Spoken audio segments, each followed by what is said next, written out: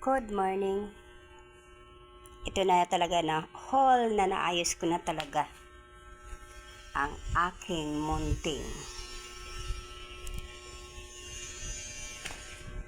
maliit na bahay. Ayan na siya, guys. Na yung ayos ko na siya. 3 days ko rin siyang natapos talaga. Pero yung una, medyo konti-unti. Ayan. Siya.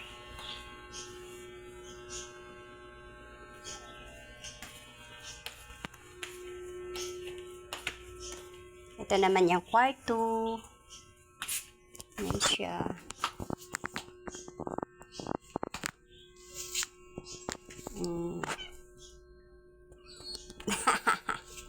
Mamaan na yung mga alaga.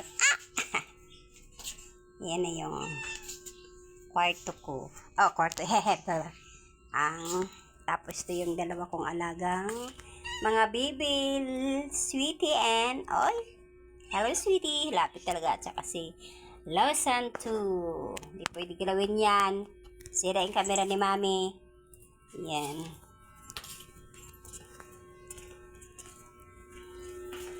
Ayan ang semi-semi kwarto ko.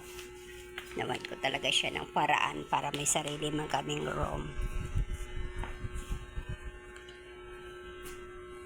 Siya.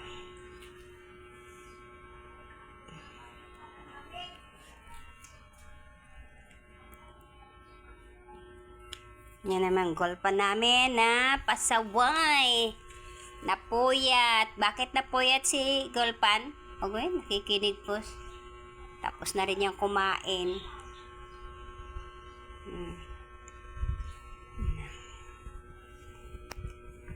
Hirap din magpagod eh. Ay, ano ba naman to sabi ko eh.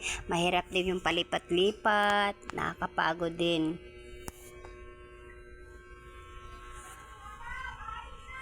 Okay, thank you guys.